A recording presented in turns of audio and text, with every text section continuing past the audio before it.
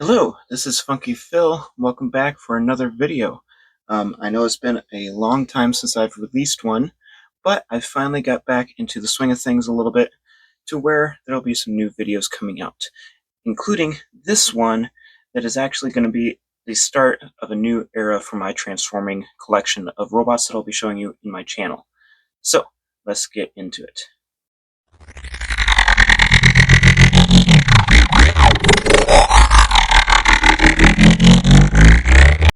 So, as I've shown you before in my videos, I like to create LEGO Transformers. And most of those have turned out pretty well, at least the ones that I've shown you. Now, what I haven't shown you is actually the entire collection, which I have over 170 models built.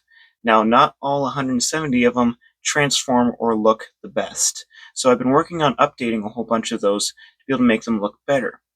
And in that process, I wanted to be able to make a more streamlined version of my Transformers that looked really good in both the robot mode and the alt mode, whether it's a vehicle or an animal. Um, and that required having a good base to start off with. So I'm showing you this digital model here. This is what I'm calling the skeleton of my Transformers. It's going to be the base for most of my models that I will start out with all these different pieces and connection points. Now the nice thing about this skeleton is I can actually pose all the joints, arms, legs, and pretty much everything about it into whatever position I desire with some limitations.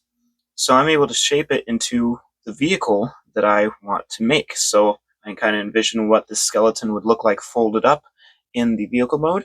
Once I get it folded up in that position, then I can start adding pieces to be able to make it look like the vehicle that I want it to look like. Now, with that being said, there are still limitations with this to where I have to make some workarounds. And I might not stick with this exact design for the skeleton. I might actually use some slightly different pieces or reposition some of the pieces to be able to make it work better. But the main fundamental base is going to be the same. Now, I'm still in the process of developing a bigger and smaller version in some different sizes and shapes that'll be used for different vehicles in the future.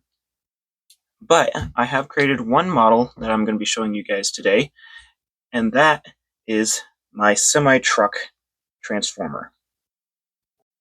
So the semi-truck transformer started with that base. I unfortunately did not have all of the same colored pieces or consistently colored pieces to be able to finish the model to look really nice and clean, but I have it built. Actually, I'll show you these as well. There's going to be on your screen a digital model of this truck. Um, just a digital rendering of it. I use a program on my computer to be able to render my models to also make instructions for them, which I'll talk about later. But the nice benefit with this is I can create a 3D rendering of this model. And that's what you probably saw as the picture for this video. And that's what you're seeing now. So when I did the design, I did it completely gray. That way I could pick whatever colors I wanted to use if I was to purchase the pieces or try and find them in my collection to be able to actually create this model. Right now I was mainly just doing some prototyping, which is what I'm going to call this one.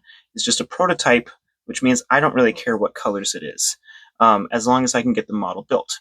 And then if I find that I want to build it in a better color scheme, I can. And if I find pieces that I don't have, then I'm not trying to remember which pieces it is. I can just go back to the model or the instructions that I made to be able to find that piece and either order it off of Lego or go to a local store to be able to get that part either from a set or from a bulk Lego store. Now you may recall from earlier on in my videos, actually one of the first videos that I released was actually my original semi-transformer that was completely red and worked pretty well and actually looks pretty good in both truck and robot mode. But we're going to actually compare the two throughout this video and see which one actually looks better. So as far as the two truck modes go, I based the new one fairly similarly off of the old one as far as the shape of the semi and some of the features. For instance, the double wheels in the back, the smokestacks behind the cab, the two, what I envision are kind of horns or big lights on top of the roof, and about the same size too. Lengthwise, they are about the same. I think this one's just a little bit longer.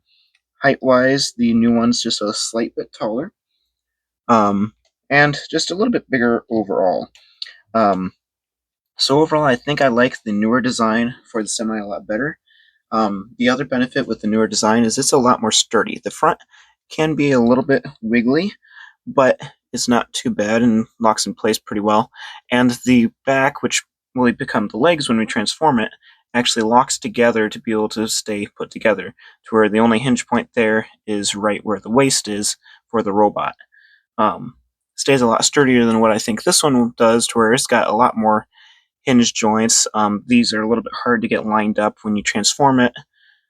These like to fold out on you for different reasons. So overall, not too bad, but still, I like the way that the new one turned out. Now, transformation of the robot mode from vehicle to robot is a little bit more tricky with the newer one compared to the older one, but I'm really happy with the way it turns out. And it's not overly complicated like a lot of other models that I see built by people. So a little bit more complicated than my original one, but it ends up looking a lot better. So that's actually going to be the next thing that we go into, is how to transform it, and then I'll compare it with the other old one and see how it compares with that one. So to transform it, we've got some main components here. The back where a trailer would hitch, which actually has a connection, a Technic pin connection for a trailer if I ever make one. But that section is the waist, and the back section with the back wheels are the legs. The spot with the smokestacks and kind of this bulky section right in the middle, that's the torso. And the wheels stay with the torso this time instead of moving with the arms like my old model. And then the cab and nose of the truck become the arms. And then the head is actually tucked in. You can see that blue 1x1 stud is actually the top of the head. So I think the simplest way to transform it is to start with the legs and the waist, get that transformed, and then we'll do the arms, and then the head is fairly simple, it just flips up. So we'll start with the waist and legs, and then we'll go from there. So to transform the legs and waist, you first have to disconnect the two legs from each other. So I've got two 2x2 round what look to be tiles there, but actually one is a jumper plate and the other is an anti-stud Technic connection. So if we were to take either a brick separator or your fingernail in between the two, eventually that would pop the studs apart, separating the two legs from each other. So when you are doing these steps in reverse to go back into vehicle mode, you just push that stud into the anti-stud connection there to be able to lock the two in place. So now that we have the two disconnected, we're actually going to take them, spread them out, and we're going to do a full 180 with them. So kind of pivot the hip a little bit to the side, and then rotate the legs to a full 180, and keep them sticking out for now. And rotate it the other way to be able to get the other one out, and then rotate. It is a little bit of a tight fit, so if you're not careful, these pieces like to come off if you're not careful. And rotate it the way I did, to where the underside of the leg comes close to the rest of the model. If you do it the other way, the cheese slope will try and pop those pieces off really easily. So now that we've got both of those into that position, we're actually going to finish transforming the legs. So with each of them, you do the same thing. You've got that yellow brick there, which if you build the model is going to be a different color, but it's what the wheel's attached to, and it's on a hinge right about there. And what we're going to do is we're actually going to hinge that out until it shows up like that, flat with the top, and then your wheels are out to the side. Now those wheels are actually going to be the base of the foot, so we're actually going to rotate that brick, make sure that your wheels don't pop off. Rotate the brick, and the brick might try and pop off. Since it's only a single stud connection, it might try and do that on you. And then your wheels are actually in the position that they should be for the base of the foot. Now that is not enough to be able to actually keep it upright by itself. So what we'll do is we'll rotate this slope right here on that one stud to be able to bring it out front. Now the reason there's a bare stud there is it actually makes it to the same distance as the tires do with their rims, so that you have a solid long base for the foot. And it actually stands pretty well once you get both feet like that. So we'll do the same with the other one. Rotate it out. Rotate that brick. Leave the tires where they are. Sorry, I might have not had it in the right position for you to see that. Then you rotate that slope around to match with the tires. Then the legs are transformed. Now we're going to do a full rotation to where that hitch pin section is actually facing the bottom of the model now. And another thing we're able to do with it is we're able to rotate that completely around to where it actually lines up with the back of the model. Hiding it away, then the legs can rotate all the way down. Sometimes they like to be a little bit stiff, so you gotta just keep that in mind. And there you have the legs. Now these are pretty posable. We'll get them in a pretty nice position. And as you can see, it holds the model nice and upright. And I'll talk about the posability options with those in a little bit once we get the model fully transformed. So next we'll take a look at the arms. Now the first thing we'll do actually is get the torso ready for the arms, which requires rotating the wheel connections as far down as they'll go, so that tire will actually hit that piece right there. Do that on both sides to be able to get them out of the way. They are another connection point that actually doesn't like to stay put when you're transforming the arms. So be aware of that. It might try and pop off if you're not careful.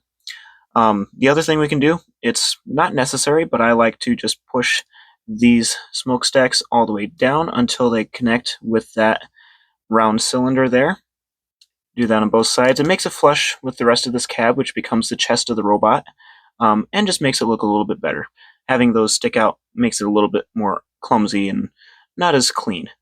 So now we'll take a look at how to get these arms.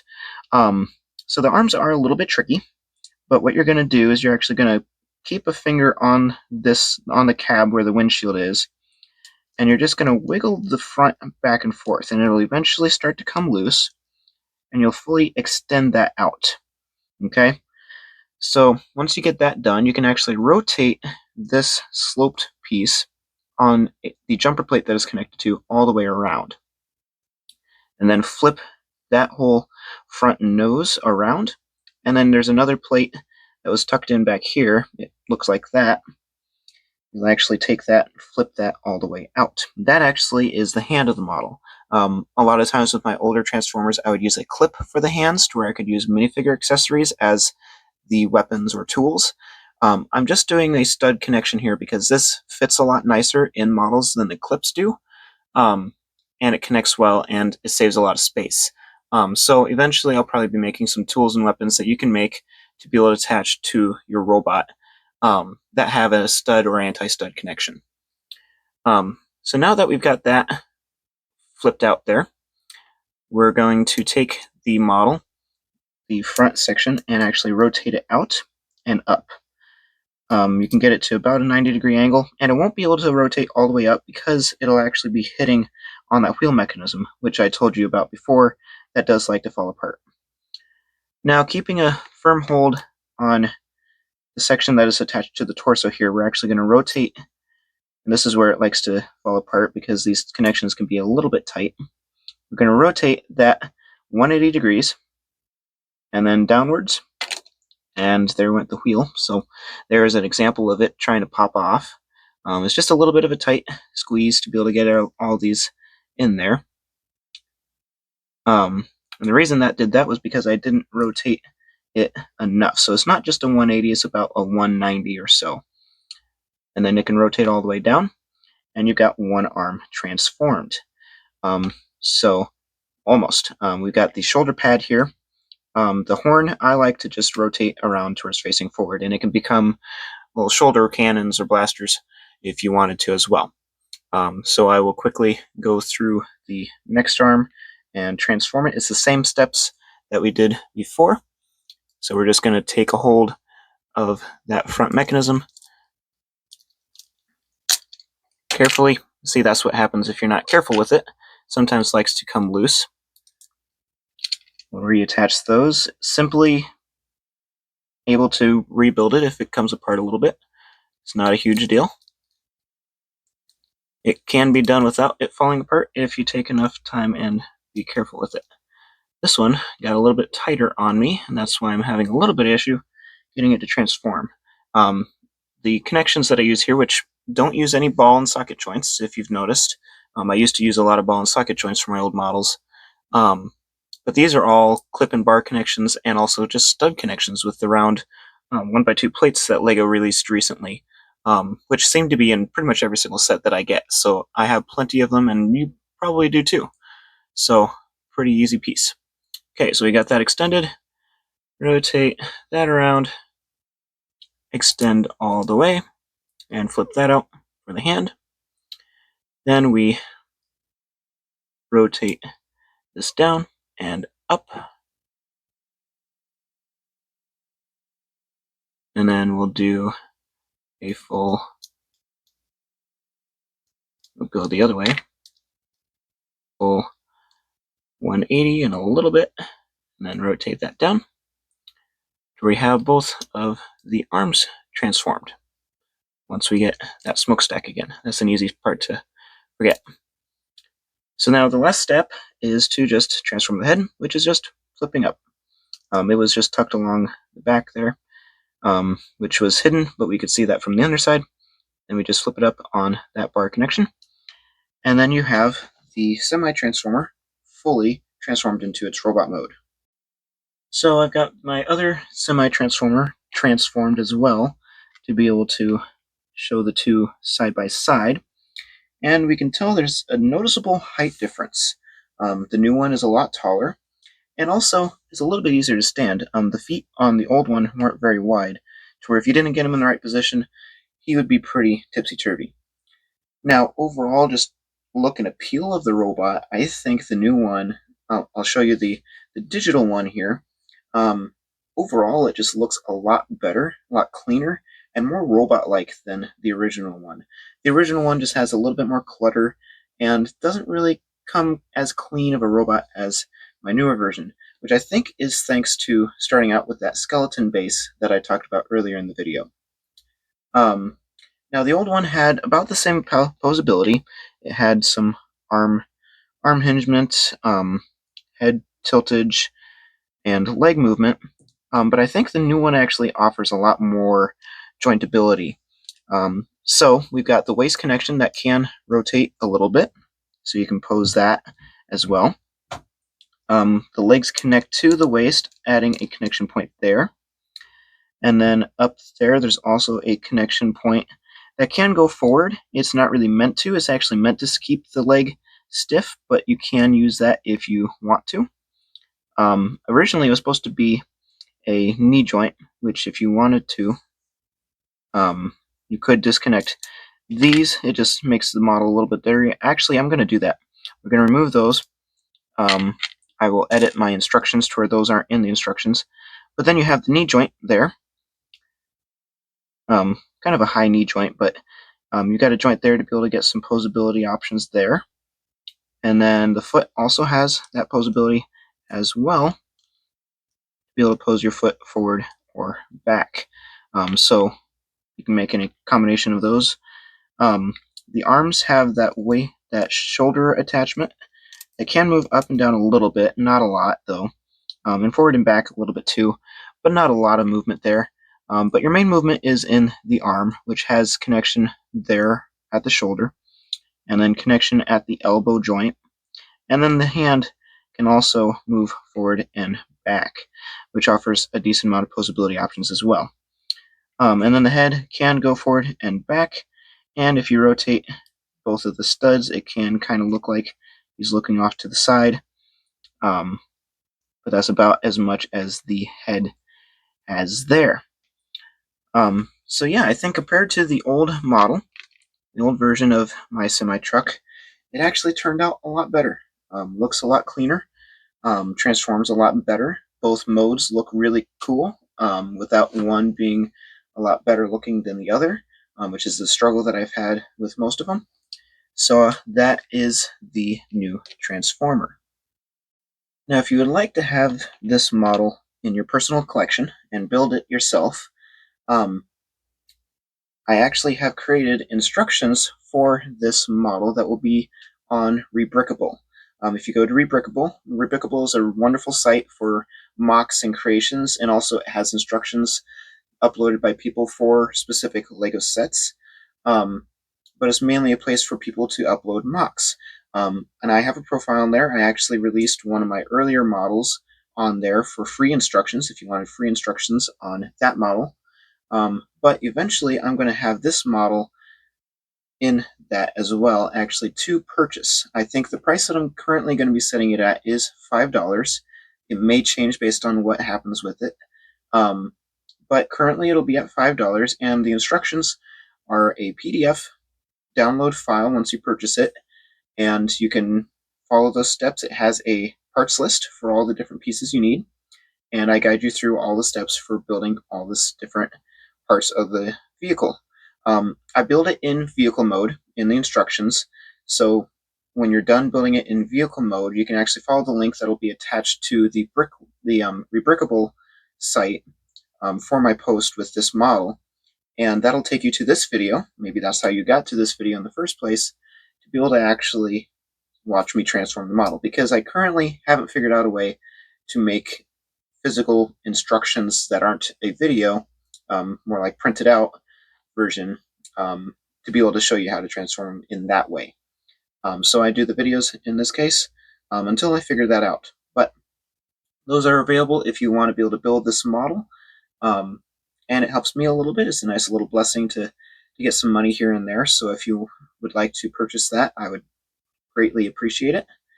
But also another goal in this is to just allow you guys to have fun with this model. I really enjoyed building this model and actually getting it to work and look as good as it does. So I would love to be able to have you guys enjoy that as well.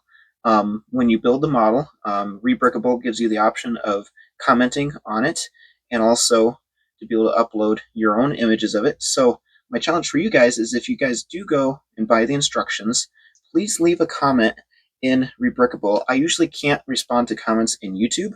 I do see them, but I usually can't respond to them. But Rebrickable, I will be able to respond to your comments. So if you have any questions on this model, go to Rebrickable and into this model once I release it, and ask your questions there, or anything that you like about the model. Also, I mentioned that you can publish pictures of your version of the model. Let me see what color schemes you guys choose for this model. Again, the digital design and the instructions are in fully gray, except for the see-through elements and the tires. And I actually included in the instructions that you can pick whatever colors you want for the exterior pieces of the model, and even interior, whatever colors you want. Hopefully you wouldn't do a mixture of colors like I did here. Hopefully you're able to do a consistent color scheme. And like I mentioned in the instructions and the site once I release that, is you could do the classic Optimus Prime colors of red and blue in whatever pattern you want, or you could do any colors of a semi that you'd see out on the open highway, or even come up with your own color scheme that you haven't seen before, and upload that in the comments section. I'd really like to see what you guys do with this model. And also, if you have any accessories you want to attach them. Yeah, do whatever you guys want. And you can also create a trailer for it. I will eventually be making a transforming trailer that will attach to this semi. So if you guys want to be able to try your hand at making a transforming semi, or just a regular semi-truck trailer to be able to attach to it, then you can do that as well. And let me see what you came up with for that. So I hope you guys enjoyed this video. I enjoyed making it with a slightly new style for the background. I actually used some Lego base plates for my background. I figured it was a little bit more appropriate to Lego videos than just a cardboard background. So hope the new style works well for this video. Let me know if there's anything that I should be tweaking or doing slightly better at, or getting a bit more professional videos done. I'm always looking for ways to improve. So let me know on that. And yeah, I hope you guys enjoyed watching my review of this model. If you're building the model and now know how to transform it, I hope that was enjoyable and that you're having fun with that. To be able to transform it back into semi mode, you just reverse the steps that we just went through for robot mode. And then it's back into vehicle mode. So I think that is it for this video. This is Funky Phil LEGO Creations signing out. God bless.